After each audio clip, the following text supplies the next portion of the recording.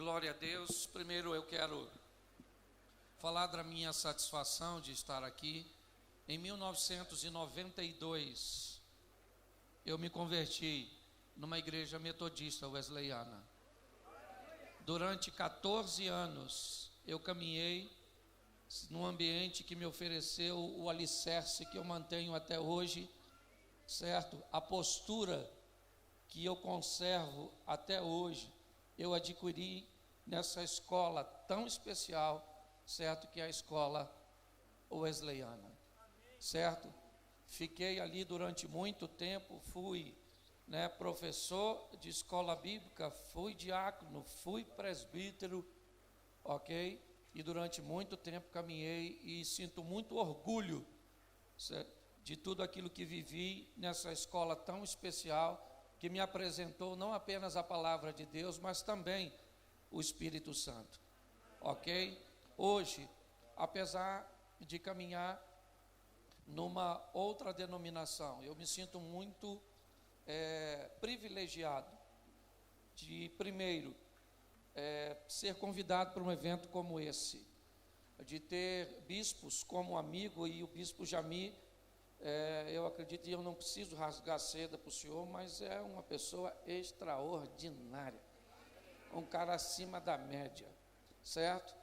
E eu fico muito feliz de poder estar aqui hoje falando para vocês. Eu me sinto muito honrado, então muito obrigado pelo convite, muito obrigado pelo privilégio de falar, e me permita falar assim, para o meu povo, para a minha escola, ok? Para aquele povo que me deu a oportunidade de crescer. Devo muito ao pastor Marcos Melquisedeque, que foi com quem eu caminhei durante basicamente esses 14 anos, e me deu a oportunidade de desenvolver o ministério, ok? E por causa disso, hoje eu posso dizer a vocês, eu tenho vivido coisas que só Deus pode fazer. Ontem eu estava fazendo um evento em Brasília, um evento meu que não tinha cunho religioso, é um stand-up, certo? Um evento que Deus colocou no meu coração para acessar pessoas que não iriam à igreja para ouvir, mas pode estabelecer a primeira conexão com a palavra de Deus. E 3 horas antes, o presidente da República, certo, entrou em contato, dizendo que iria estar participando, ok? Então eu fico muito honrado com as oportunidades e devo isso ao alicerce que recebi. Então sou grato a Deus, eternamente grato, e essa denominação tão preciosa. Amém? Amém. Eu preciso que você abra a sua Bíblia em 2 Crônicas. O capítulo é o de número 29, onde o pastor Agnaldo utilizou aqui para ministrar a palavra de oferta, o mesmo capítulo. 2 Crônicas, capítulo 29, verso de número 1, ele diz assim: Ezequias tinha 25 anos de idade quando começou a reinar, e reinou 29 anos em Jerusalém. A mãe dele se chamava Abia e era filha de Zacarias. Ezequias fez o que era reto aos olhos do Senhor, segundo tudo quanto fizera Davi, seu pai. No primeiro ano do seu reinado, no primeiro mês, ele abriu as portas da casa do Senhor e as reparou. Ele trouxe os sacerdotes e os levitas e os reuniu na praça leste e lhes disse: escutem, levitas, santifiquem agora a si mesmo e santifiquem a casa do Senhor, Deus de seus pais. Tirem do santuário tudo que é impuro, porque os nossos pais foram infiéis e fizeram o que era mal aos olhos do Senhor nosso Deus e o abandonaram. Desviaram o rosto do tabernáculo do Senhor e lhe viraram as costas. Também fecharam os portões do pórtico, apagaram as lâmpadas, não queimaram incenso, nem ofereceram holocaustos no santuário do Deus de Israel. Por isso, a ira do Senhor veio sobre Judá e Jerusalém, e ele os transformou em objeto de espanto, de horror e de vaias, como vós estáis vendo com os vossos próprios olhos, porque eis que os nossos pais caíram à espada, e por isso nossos filhos, nossas filhas e nossas mulheres foram para cativeiro. Verso 10, agora eu estou resolvido. Eu queria que você repetisse comigo, agora eu estou resolvido. Nessa tradução, coloca a tradução de volta aí, certo? Agora me tem vindo ao coração. Diga agora. Isso, feche seus olhos mais uma vez. Pai, te damos graças por este momento. Usa-me, ó Pai, fala conosco. Não aquilo que queremos ouvir, pois isso é muito pouco. Fala conosco o que precisamos ouvir. Tira-nos do conforto da mesmice e nos coloque no confronto das mudanças. Que sejamos desafiados por Tua palavra, ó Pai, para vivermos realmente os céus nesta terra. Em nome de Jesus, amém, glória a Deus. Amém? Amém? Deus colocou essa palavra no meu coração e eu quero compartilhar com vocês, porque para mim um dos grandes momentos de avivamento que o povo de Deus viveu, e algo extraordinário o povo de Deus provou mediante a pressão que estava recebendo. Eu entendo que a proposta bíblica, na verdade, ela nos oferece duas coisas muito significativas. Primeiro, é que um dia nós vamos passar a eternidade com o nosso Deus em glória e não há nada mais precioso que isso. Mas a segunda proposta, enquanto isso não acontecer, eu preciso viver aqui nessa terra. E segundo Jesus, enquanto eu não for para o céu, eu trago o céu para a terra. Ele nos ensinou a orar dizendo, como? Como é que é a oração? Que venha o teu, seja feito a tua, assim na terra. Então nós estamos aqui para trazer o céu para a terra, mostrar para esse mundo quem é o nosso Deus, entendendo que não somos seres humanos tendo experiências espirituais, porque a Bíblia nos diz, vós não sois cidadão deste mundo, nós somos cidadão dos céus. Se vós fosse deste mundo, este mundo te amaria. Então, segundo a Bíblia, eu não sou um ser humano tendo uma experiência espiritual, eu sou um ser espiritual que vim ter uma experiência humana. Amém? Então é extraordinário termos essa visão de que a terra precisa saber que os céus são reais. Amém? E nós vamos trazer o céu para a terra. Um estilo de vida como esse. E depois nós vamos para o céu. Glória a Deus. E quem não for? Eu costumo brincar e dizer que no céu nós vamos ter 3 surpresas. Primeiro, cheguei. Caramba. Segundo, você. E terceiro, cadê fulano? Não veio. Então eu tenho aprendido que a proposta, ela é extraordinária, certo? O Salvador tomando conta de nossas vidas, trazendo uma santidade, ou seja, uma santificação, porque Deus não pede de nós perfeição. O que Ele pede de nós é aperfeiçoamento. Melhore. Você gosta tanto dos smartphones, então aprenda alguma coisa com ele. Seja amanhã uma versão melhor do que tu foi hoje, ok? Então eu quero te mostrar esse moço. Por quê? Porque a história dele ele é um jovem, 25 anos de idade. Seu pai se chama Acais, um dos piores reis, era o pai desse indivíduo. Se você olhar um pouquinho o capítulo 28, o finalzinho, você vai ver que Acais fez o que não prestava. Pensa num indivíduo difícil, foi esse camarada. Fez alianças com quem não devia. Pegou os utensílios da casa do Senhor e deu para os reis estrangeiros. Uma invasão atrás da outra, uma humilhação atrás da outra. Destruiu o sistema econômico daquela nação. Destruiu as famílias daquela nação. Destruiu até mesmo a fé daquela nação. Só que Acais morreu e o reino falido foi parar na mão de seu filho Ezequias. Olha, e Acais foi tão ruim, mas tão ruim, que quando as pessoas morrem, normalmente não tem defeito. Mas o texto diz que depois de Acais morto, o pessoal reuniu e falou: não vamos botar ele no sepulcro dos reis, não. Não é que ninguém vai reclamar, mas ele foi ruim demais. Vamos botar ele separado, só para você ter noção quem foi o cara. Mas o que ele deixou, a herança de Acais, foi parar na mão de Ezequias. 25 anos de idade, ele começa a reinar. 29 anos, ele reina sobre Jerusalém. O texto termina dizendo que ele fez tudo quanto era reto, segundo seu pai, Davi.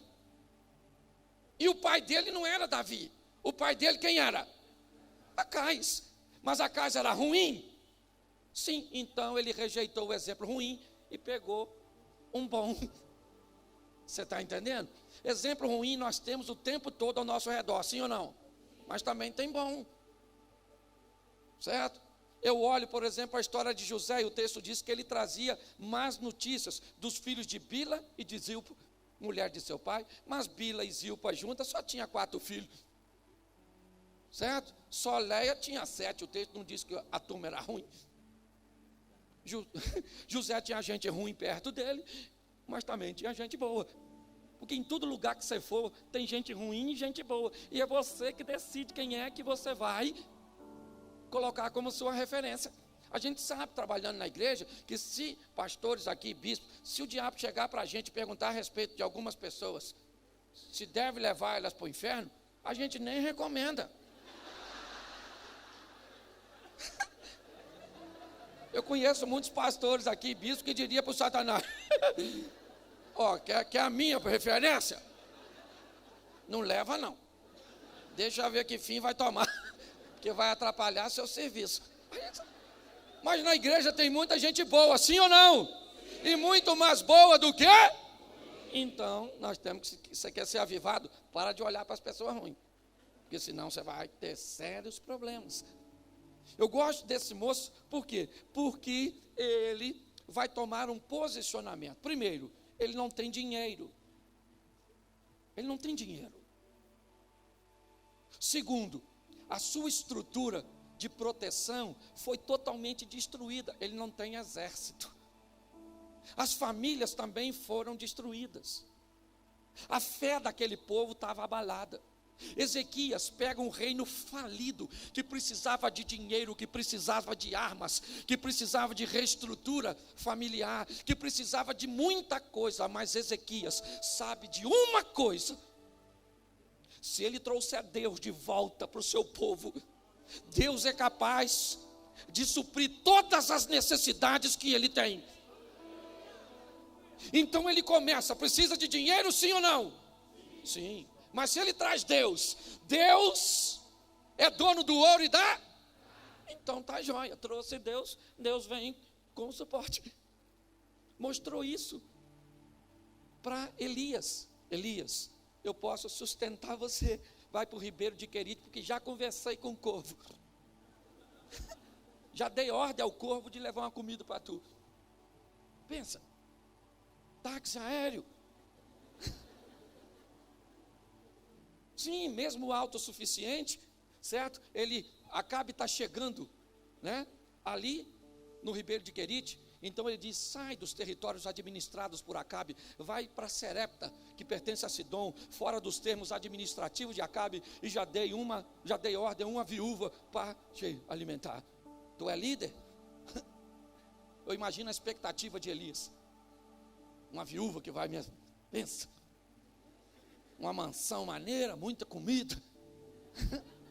O cara chega lá, tem uma viúva catando uns gravetos, ele deve ter olhado e disse: não é possível. Saudade do corvo. Porque na verdade, Deus não estava precisando da viúva, era a viúva que estava precisando de Deus. Então Deus leva o seu projeto para a viúva investir, porque vai mudar a vida dela. É extraordinário, sabe? Quando eu olho para esse camarada, a decisão que ele vai tomar: primeiro, Ele vai identificar o problema. Ele diz: nossos pais viraram as costas, apagaram as lâmpadas, não queimaram incenso. Nossos pais tomaram decisões que nos trouxeram para onde estamos. Escute aqui, se você é pai, preste atenção, e você é líder. Jesus uma vez desembarca, e ele é abordado por um homem que diz: eu tenho uma filha de 12 anos, que está morrendo na minha casa, eu preciso da sua presença. Jesus disse: então vamos para a sua casa. Mas enquanto ele está indo para curar uma menina, uma mulher toca nele e fica curada. Preste atenção, Jesus está indo curar uma menina, mas antes cura uma mulher, porque nós não vamos curar essa geração mais nova se não curarmos a nossa. Jesus só faz um milagre na menina depois de curar a mulher. Nós precisamos curar a nossa geração, levar a nossa geração novamente com ideias como essa, de trazer o céu para a terra, de trazer intimidade com Deus, de entender que não dá para negociar princípio, não dá para ser politicamente correto. Está errado, mas é Deus que está certo, e somente Ele. É reposicionamento, é postura, é entender onde a ruptura aconteceu. Ezequias diz: nossos pais viraram as costas, apagaram as lâmpadas, não queimaram incenso, e é por isso que nós estamos onde estamos, porque nos afastamos de Deus. Mas agora eu estou resolvido, coloquei no meu coração o verso que lemos: eu vou mudar essa história. E para mudar essa história, ela não vai ser mudada com dinheiro. Para mudar essa história, não vai ser mudada com material bélico. Essa história vai ser mudada trazendo Deus de volta para a nossa vida, para a nossa família, para o nosso ministério, para a nossa história. Vamos nos encher de Deus, porque quando nos enchemos de Deus, nós vamos nos tornar vitoriosos. E aprenda uma coisa, está lá na Bíblia: todo aquele que ouve e põe em prática aquilo que ouviu. As minhas palavras, disse o Senhor, assemelhá-lo-ei a um homem que construiu a casa sobre a rocha. Vieram as chuvas, os rios e os ventos, e combateram contra aquela casa, mas ela ficou de pé. Mas aquele que ouve e não põe em prática as minhas palavras, assemelhá-lo-ei a um homem que construiu a sua casa sobre areia. Vieram as chuvas, os rios e os ventos, e bateram contra aquela casa e ela caiu. Olha o que a Bíblia está dizendo: obedecer a Deus não me deixa imune aos rios, aos ventos e às tempestades. Aquele que obedece enfrenta as mesmas dificuldades daquele que não obedece, mas aquele que obedece tem a garantia de ter Deus. Esse dia alguém falou assim: pastor, eu vou colocar Deus à frente do meu negócio. Eu digo: não coloca, porque Deus não vai à frente de desviado. Você quer colocar Deus à frente? Primeiro, coloque Ele à frente das suas decisões, da sua conduta, e passa a servi-lo com integridade, que aí você nem precisa botar Ele na frente, Ele já vai. Porque tem gente com a vida toda torta, quer botar Deus na frente. Tem que ter sorte se Ele for atrás.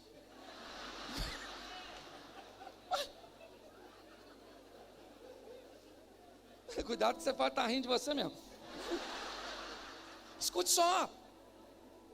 Ele identificou: o nosso problema não é dinheiro, o nosso problema não é sistema de defesa, o nosso problema é ausência de. Então vamos apagar as lâmpadas ou vamos acendê-las? Vamos fechar as portas ou vamos abri-las?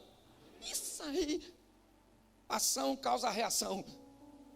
E eu acho isso fantástico. Agora eu estou resolvido, porque tem gente que está esperando para resolver. No primeiro ano, no primeiro mês, nos primeiros dias do mês. Porque quem quer mudar não muda amanhã, quem quer mudar muda hoje, muda aqui e muda agora. O lugar da tua transformação não é amanhã, é aqui, é agora, é o lugar do seu milagre, da sua decisão. É isso.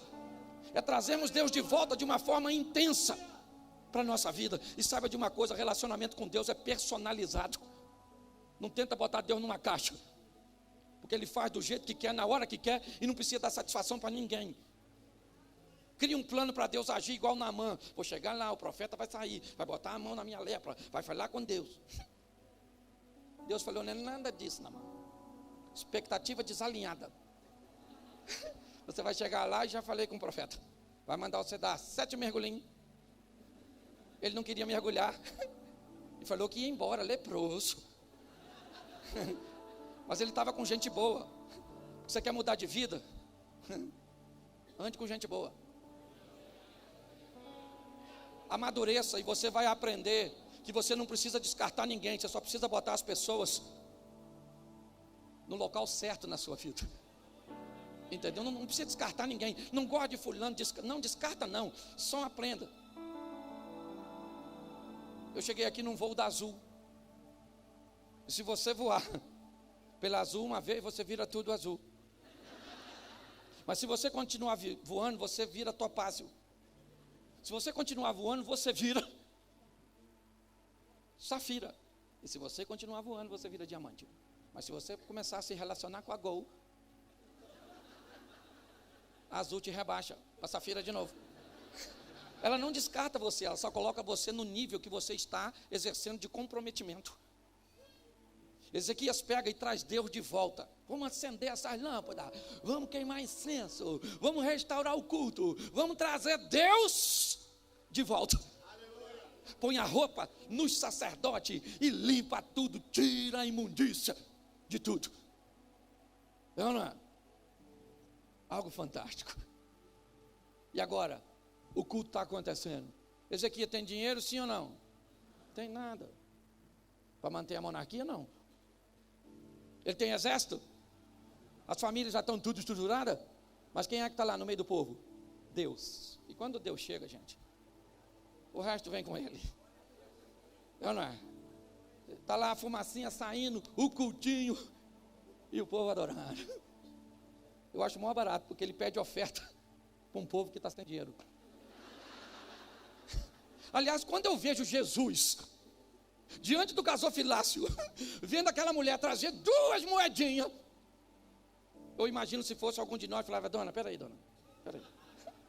faz isso não, a senhora está na pela, se perder essas 2, a senhora tem que sair da brincadeira. Não dá essa oferta não, deixa que eu vou dar uma oferta para a senhora. O mais interessante é que a mulher traz apenas o que tem, e Jesus aceita a oferta dela, porque sabe que é aquela decisão que vai mudar a história dela, porque vai levar Deus para a vida dela. É isso. Ele pede oferta e o povo começa, eu não sei de onde sai tanto dinheiro. E o povo agora, a fumaça está saindo, dinheiro, não dá para sustentar a monarquia, não dá para montar um exército, mas as coisas já estão indo legal. Cultinho, ofertinha. Que bonito. Ezequias celebra a Páscoa para trazer a memória daquele povo que talvez estava um pouco angustiado de todas as dores, e lembrar que Deus continuava o mesmo, as pessoas que estavam mudando. O que mudou não foi a postura de Deus, foi a postura das pessoas. Então ele celebra a Páscoa e manda chamar todo mundo, e a turma vem todo mundo para a celebração, para lembrar do que Deus fez, porque aquele Deus que fez é o mesmo que faz. Nós só temos que aprender isso de uma forma madura. Nós olhamos para Davi, e Davi se torna um herói porque matou o quê? Matou o quê? Golias, gigante. É maneiro, é ou não é verdade? Mas não entrou no cenário bíblico matando gigante. Qual é o primeiro animal que provavelmente ele matou primeiro? Uma ovelha. Ele era pastor de ovelha, criava ovelha para comer. Deve ter matado, sim ou não? Ou ele criava ovelha para viver para sempre? Não deve ter matado uma ovelha, sim ou não? Será que ele não deve ter enfrentado um lobo enquanto apacentava? Sim ou não? Isso. E depois ele enfrentou um leão, e depois um, e depois um. Pois é, querido, tem gente que quer entrar no cenário já matando gigante. Quem nasce grande é monstro. A melhor maneira de crescer é paulatina, é aquela coisa sólida. Por que Davi não falou para Saul que matou ovelha nem lobo? Porque provavelmente Mas ele falou: leão eu matei. Um leão desinformado, que veio pegar uma ovelha que não era nem minha, era do meu pai. Mas já que eu estava tomando conta, um dos textos mais bizarros da Bíblia para mim, ele falando, quando o leão pegava uma ovelha, eu saía correndo atrás. Leão não é bicho que você corre atrás. Leão é bicho que você corre na frente, olha a verdade. E pedindo socorro.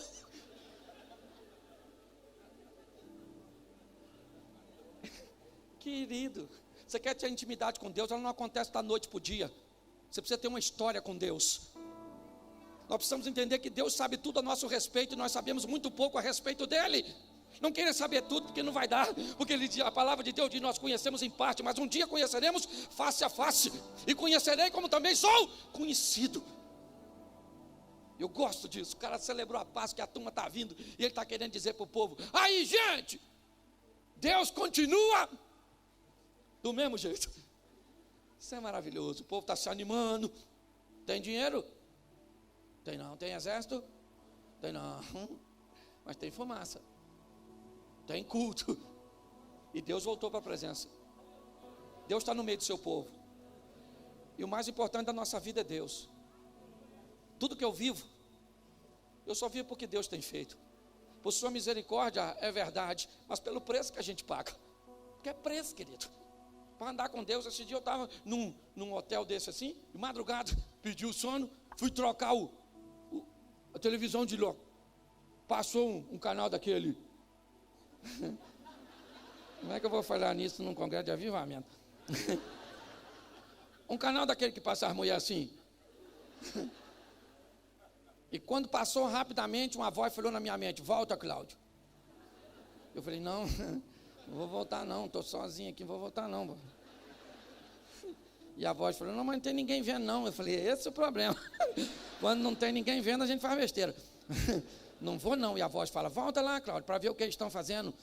Eu falei: eu sei o que eles estão fazendo, maluco. Eu faço pouco, mas eu sei o que é, não é verdade? E aquela voz lutando comigo, mandando eu ir lá olhar. E aquela voz falando: olha. E eu falei: não, Senhor, me ajuda. Senhor, o Senhor sabe que eu quero olhar mesmo, não sabe? Querer eu quero, mas eu não posso olhar, porque se eu olhar eu vou desagradar o Senhor. Ô Senhor, me ajuda.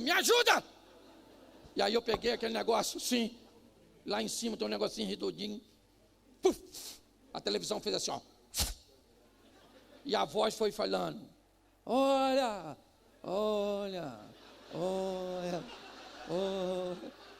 E parou de falar: olha, não é que eu dormi, menino? E nem olhei. Querido, desagradou a Deus, tira da sua vida, porque é Deus que te dá a vitória. E os momentos mais perigosos de nossa vida é quando estamos sozinhos. Então, quando você tiver com vontade de fazer algo que vai te afastar de Deus, normalmente a pessoa faz assim, ó. Pode não ter ninguém, mas quando você estiver fazendo isso, faz assim, ó.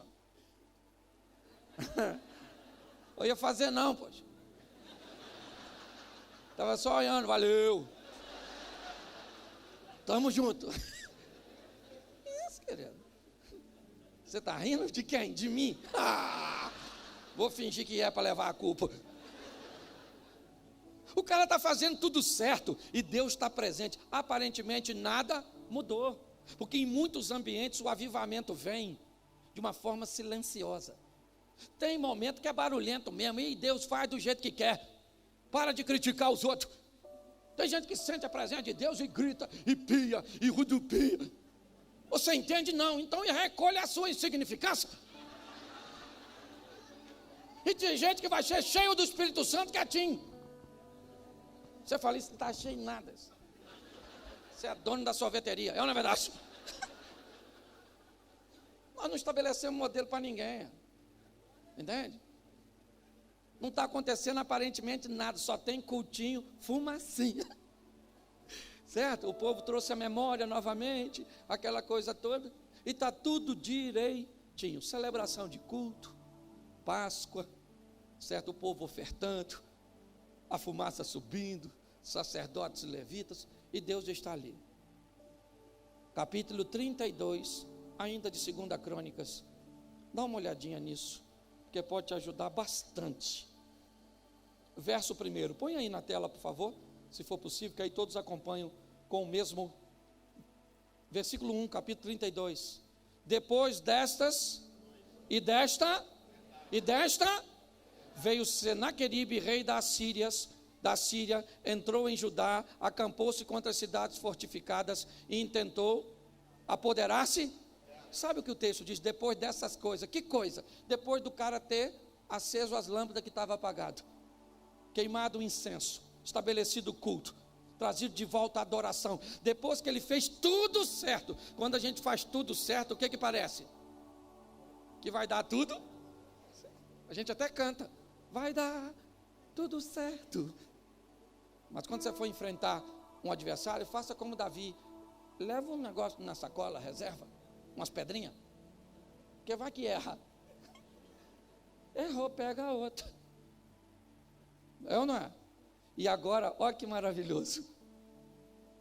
Senaqueribe veio e cercou.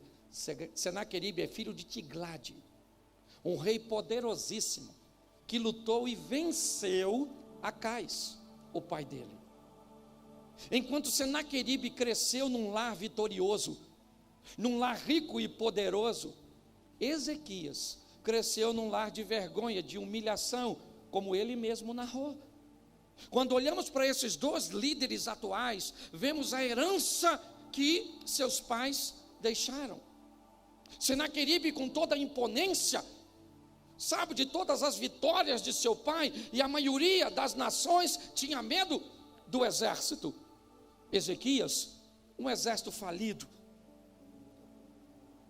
E depois que ele faz todas essas coisas, Senaqueribe vem, cerca, tentando se apoderar dela. E ele manda uma carta para ser lida diante do público. E a carta dizia mais ou menos assim: o povo, não deixe Ezequias enganar vocês. Gostaria de lembrar a vocês o que o meu pai fez ao pai dele, e o que o meu pai fez a todas as nações. Então é melhor vocês se renderem, porque eu vou entrar aí e vai ficar difícil para vocês. Depois da carta lida, Ezequias diz: calma, gente, não fique espantada com a multidão que está com Senaqueribe, que é gente para caramba, porque há um conosco que é maior do que ele. Com ele está o braço da carne, conosco o Senhor dos exércitos. Mas presta atenção nisso aqui, que quando eu olho para esse texto, eu lembro de Eliseu e seu moço. É mais ou menos a mesma coisa. Lembra quando a casa de Eliseu estava cercada? O rei da Síria, dos arameus, havia mandado cercar a casa. E o garoto que trabalhava com Eliseu saiu de manhã e abriu a porta e viu aquele exército poderoso que cercou tudo. Não tinha rota de fuga. O menino abriu a porta e começou a: caramba, que faremos? E agora? Quem poderá nos defender? Poxa, morri. O garoto está tremendo, aquele exército poderoso. E o garoto está tremendo. E Eliseu vai lá para a porta. Eu acho maneiro, porque eu imagino Eliseu chegando e fazendo assim, ó.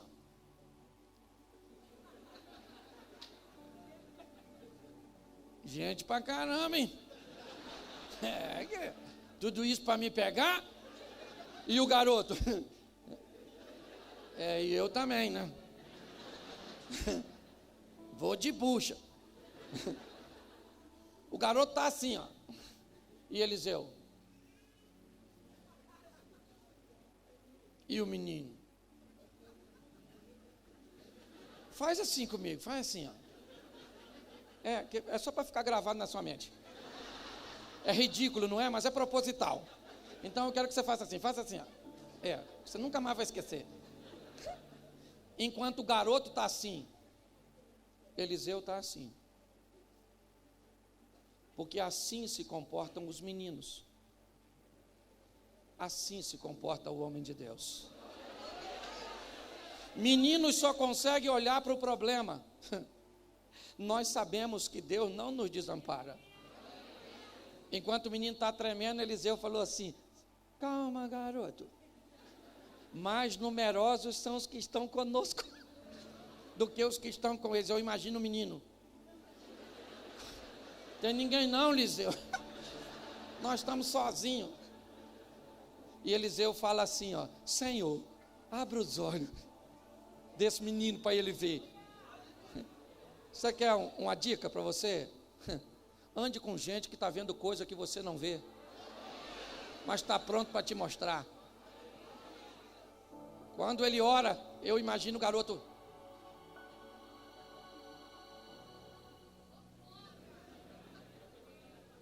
não é, Eliseu? Eles estão aí muito tempo? Por isso que tu não está com... Cara. Aí. Agora vem, maluco. Não, Liseu, deixa aqui. Se quiser entrar, entra, deixa comigo. Querido, a santidade e a experiência com Deus faz você ver coisa que ninguém está vendo.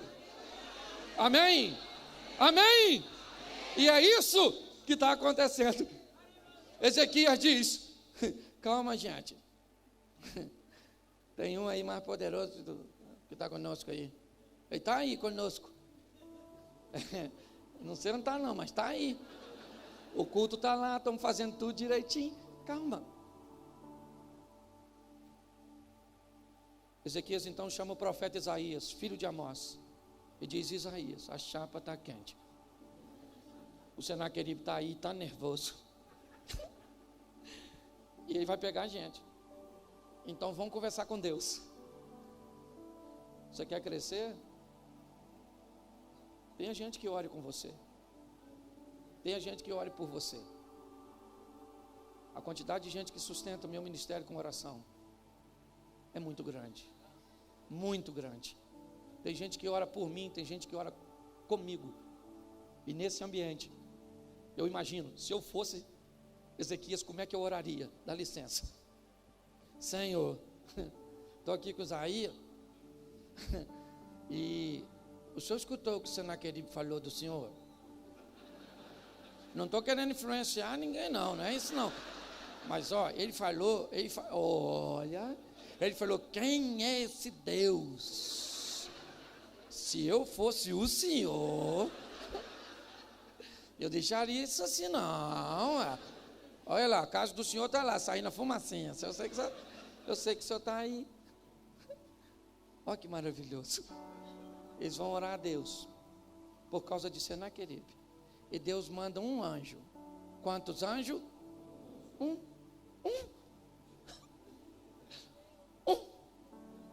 Eu imagino Deus falando, desce um só, para não ter problema com fogo amigo.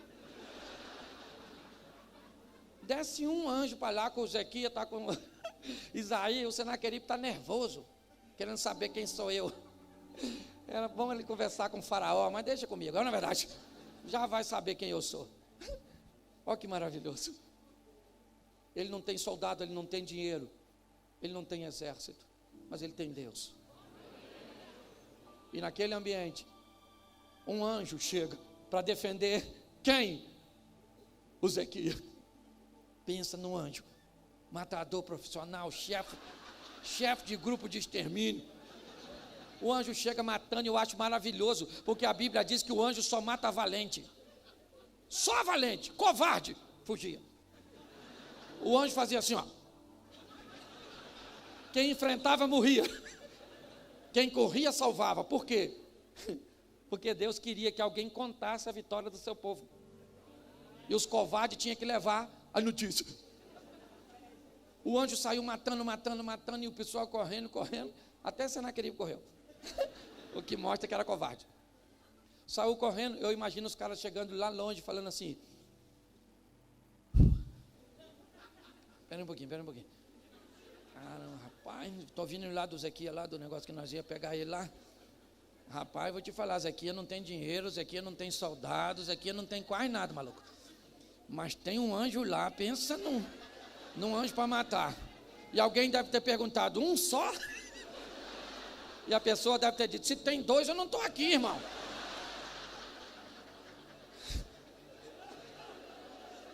Um anjo. Meu irmão, vamos lá para a palavra de Deus? E Deus dará ordem aos seus. Isso aí. A nosso respeito. Eu não sei o que você está enfrentando. Eu não sei qual é a sua adversidade. Eu sei que Deus é poderoso. Um anjo. E o maior barato não é isso. É depois disso. As nações vieram até Ezequias, só trazendo presente. Zequias, falei com o Senaqueribe, não se mete com o Zequias, porque Zequias não é Acais. Eu falei, Zequias, e toma aqui uns presentes, e tem uns presentes também para o anjo, depois você lê. Tem uns presentes aqui para Deus que mandou o anjo aí, porque ninguém está querendo problema com você, mas não, Zequias. Você é gente boa. As nações vinham trazer presente para o Zequias. Zequias tinha soldado? Material bélico? Dinheiro para caramba? Quem é que estava lá? Deus. O que faz diferença na nossa... É talento sim, preparação, é isso aí, é investir em você mesmo, em buscar. Mas o que faz diferença é Deus, querido. Se Deus estiver junto com você, já era. Mas o que nós precisamos, e eu tenho falado muito disso, nós temos e precisamos de um alinhamento de expectativas. Alinharmos nossas expectativas a respeito de Deus. O mundo nunca esteve tão perto de nós como está hoje. Os valores nunca estiveram tão invertidos como estão hoje. O que temos visto é um ambiente onde as coisas de uma forma gradativa estão chegando na nossa vida. E muitos de nós hoje não encontramos tempo para orar como orávamos antes, para ler a Bíblia como líamos antes, para jejuar como jejuávamos antes. Mas sabe qual é o grande problema de tudo isso? É o desalinhamento. Porque quando estamos nessa posição, e a grande maioria de nós estamos nessa posição, o que conseguimos é falar de quem não ora, é falar de quem não lê. Mas quando você vai para a presença de Deus, profeta Isaías, capítulo 5, no ano em que morreu o rei Uzias, eu vi o Senhor sob um alto e sublime trono, a orla do seu manto enchia todo o templo, os serafins estavam acima dele, e cada um deles tinha 6 asas, com 2 cobriu o seu rosto, com 2 cobriu os seus pés, e com 2 voava e clamava: o santo, santo, santo é o Senhor dos exércitos, toda a terra está cheia da sua glória. Então os umbrais das portas se estremeceram com a voz do que clamava, e a casa se encheu de fumaça, e disse eu: ai de mim, que sou um homem de lábios impuros, e que habito no meio de um povo de impuros lábios, e os meus olhos viram o rei, o Senhor dos exércitos.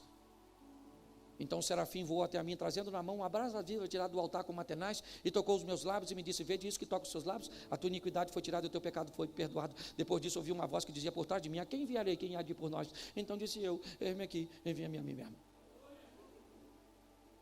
Sabe o que esse texto diz? Que quando alguém encontra com Deus, ele não vê a vida dos outros, ele vê a sua.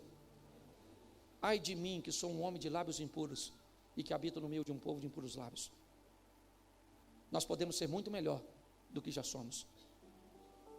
Nós podemos melhorar, certo? A nossa produtividade, a nossa proximidade para com Deus.